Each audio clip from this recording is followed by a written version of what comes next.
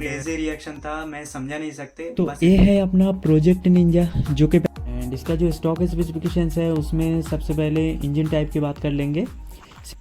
How things everyone, welcome to this video and I hope all will be fine. और आज इस project का introduction देने वाला हूँ, one of my very special project according to my choice because it is inspired to Kawasaki Ninja ZX-10R 2021 model.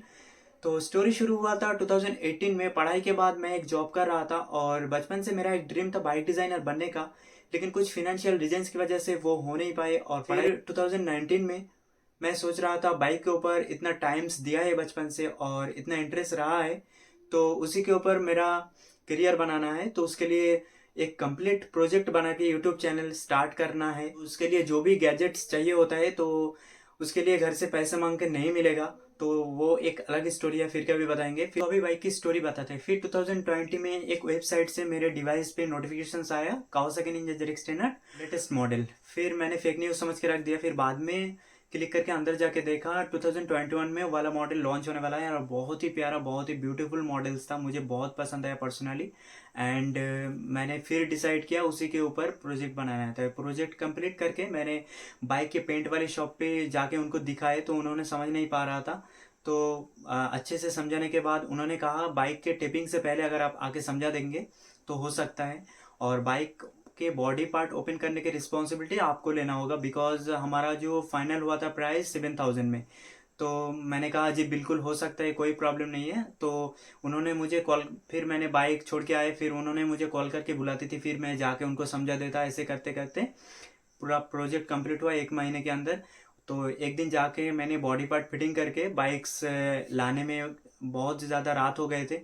तो जो after market part था उसको तैयार करके रखे थे। सुबह उठ के उसको फिटिंग किया। फिटिंग करने के बाद बाइक वॉश किया अच्छे से। वॉश करने के बाद जब निकाले तो क्रेजी रिएक्शन था, मैं समझा नहीं सकते। बस इतना समझ लो कि हर बंदा मुड़ मुड़ कर देख रहा था। और एक रेलवे गेट पर रुके थे तो काफी सारे बच्चे इकट्ठे हो गए थे और चारों तरफ से घेर लिए थे और उन्होंने कहने लगे कि निंजा H2R है, निंजा है, ऐसा कहने लगे थे। और काफी सारे लोग भी पूछने लगे कौन सा कंपनी का है, क्या प्राइस रहा है, कौन सा मॉडल है, ये सब पूछने लगे हैं। और तो ऐसा था कुछ रिएक्शन। और उस टाइम मेरे पास कोई भी डिवाइस नहीं था, इसलिए उस टाइम शूट भी नहीं कर पाए। बाद में मेरा एक दोस्त का Redmi Note 11 Pro से मैंने शूट किया था। और अभी जो वीडियो देखने वाले हैं उस टाइम का वीडियो है, और उस टाइम मेरे चैनल भी नहीं था। तो अभी वीडियो देखो आप लोग, और बाइक अभी किस कंडीशन में है, क्या रीजंस रहा है, सब कुछ हम लोग बताएंगे। तो वीडियो पूरा देखो आप लोग। प्रोजेक्ट निंजा जो कि पहले TVS Ntorq race edition model BS4 हुआ करता था एंड अभी प्रोजेक्ट निंजा है। तो कैसा लुक आ रहा है आप लोग देख लो। एंड सबसे पहले हम इसकी कलर की बात कर लेंगे। तो इसका जो कलर है वो स्टॉक निंजा से थोड़ा सा डिफरेंट साइड पे है, क्योंकि इसका जो कलर है, पेंट वाले भैया को मैंने बोला था कि इसका जो कलर है थोड़ा सा फ्लैशी साइड रखना है। तो इसके लिए इसका जो नियॉन कलर और ग्रीन कलर का मिक्सअप करके उन्होंने ये वाला कलर बनवाए थे और काफ़ी ज़्यादा आई कैची लग रहा है। और उसके बाद इसकी जो लाइनअप आप लोगों को दिख रहा होगा, वो लाइनअप हमने स्टिकरिंग से किया है, बिकॉज़ इसका लाइनअप के जो पेंट है उसके लिए काफ़ी ज़्यादा कॉस्ट कर रहा था। तो हमें 20,000 में ये वाला प्रोजेक्ट कंप्लीट करना था, तो इसके लिए हमने इस जगह पर स्टिकरिंग यूज़ किया है। और निंजा जो है वाइट कलर का, वहाँ पर भी हमने मतलब स्टिकर यूज़ किया है। और आप लोग देख लो। तो उसके बाद इसका जो विंगलेट है वो R15 वर्जन 3 का है, क्योंकि ZX-10R में जिस तरह से विंग्स आते हैं उस तरह का लुक देने के लिए हमने ये वाला विंग्स यूज़ किया है। और ये वाला विंगलेट ऑनलाइन से हमने परचेज़ किया है, जो कि 250 रुपीज़ का था। एंड उसके बाद इसका जो ऊपर का विंग्स है ये भी R15 वगैरह पे लगते हैं। तो ये भी विंग्स मैंने काफ़ी अच्छे से इसको मॉड किया है करके इसको लगाया। तो इसका जो विंग्स है वो भी 600 के करीब आए थे ऑनलाइन। एंड ये वाला काफ़ी अच्छा विंग्स था। और इसको कैसे फिक्स किया आप लोग देख लो। जिस तरह से H2R में आते हैं आपने देखे होंगे, तो उस तरह का लुक देने के लिए, और काफ़ी अच्छा लुक आ रहा है इससे, बहुत ही आई कैची बन रहा है। तो इसके लिए हमने ये वाला विंग्स यूज़ किया था, जो कि पल्सर RS 200 वगैरह पे जो रियर मॉडगार्ड आते हैं उसी का लोहे का जो पार्ट था उसको काट के मैंने यहाँ से बोल्ट से फिट किया। और यहाँ पर डील करके इसको फिक्स किया है, जो कि बहुत स्टॉक वाला लग रहा है। और दोनों विंग्स के बीच हमने कावासाकी का लोगो कर दिया है। और साइड की तरफ बढ़ते हैं तो साइड में जेडेक्स ट्रेनर की तरह हमने लाइनअप कर दिया है और दोनों तरफ जेडेक्स लिख दिया है इसके बीच में। और नीचे की तरफ बढ़ते हैं तो यहाँ पर फुटरेस्ट हमने टीवीएस का ऑनलाइन ऑर्डर किया था, जो कि 350 रुपीज़ का इसका कॉस्ट आए थे, जिसका मटेरियल है रबर मटेरियल है। और पीछे की तरफ बढ़ते हैं तो यहाँ पर जेडेक्स 125 आर लिख दिया है और यहाँ पर भी सेम पेंट हमने कर दिया है। और इसके ऊपर की साइड हमने निंजा 125 आर कर दिया है। इसका जो आर है वो हमने एंटॉर्क का आर छोड़ के उसको निकाल दिया था। इसका जो प्लेन फुट रेस्ट है उसी के ऊपर भी हमने ब्लैक पेंट कर दिया है। और उसके ऊपर हमने प्लास्टिक का रियर मॉडगार्ड का पार्ट काट के हमने यहाँ पर वोल्ट से हमने इसको फिक्स किया है ताकि पेंट ना उतर जाए इसके लिए। और रियर की साइड बढ़ते हैं तो यहाँ पर भी हमने सेम कलर का पेंट कर दिया है। और इसका जो ग्रैब हैंडल है वो भी ब्लैक कर दिया है, शाइनिंग ब्लैक में। रियर फेंडर को दोनों तरफ से काट के स्लिम कर दिया है और नीचे की साइड 3 इंच इसका पार्ट छोड़ा है रिफ्लेक्टर लगाने के लिए, जो कि रिफ्लेक्टर के साथ बहुत ही अच्छा दिख रहा है। और यहाँ से ये टायर्स बहुत ही ज़्यादा चौड़ा दिख रहा है, 110 सेक्शन का टायर अभी चौड़ा दिख रहा है। और इसका जो स्विंग आर्म है वो पहले से सिंगल साइडेड स्विंग आर्म आते हैं स्कूटर पे, तो इसके पेंट के साथ बहुत ही अच्छा दिख रहा है। और उसके बाद इसका जो एलॉयस का जो डिज़ाइन है बहुत ही ज़्यादा खूबसूरत डिज़ाइन है, वो मैंने ही उनको बताया था ये वाला डिज़ाइन करने के लिए, तो उन्होंने ये वाला डिज़ाइन किया है।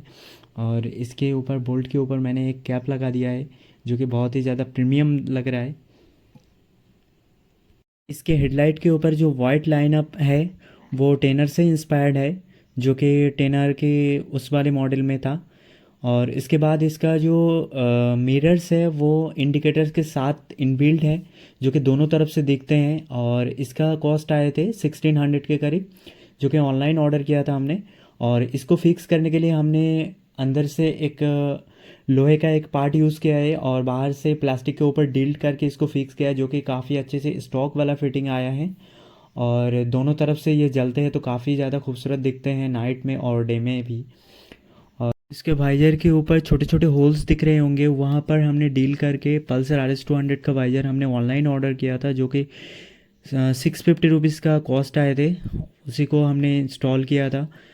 तो वो वाला वाइजर जो है हाई स्पीड पे काफ़ी ज़्यादा हैंडल वबल कर रहा था, तो जिस वजह से उसको निकाल दिया था।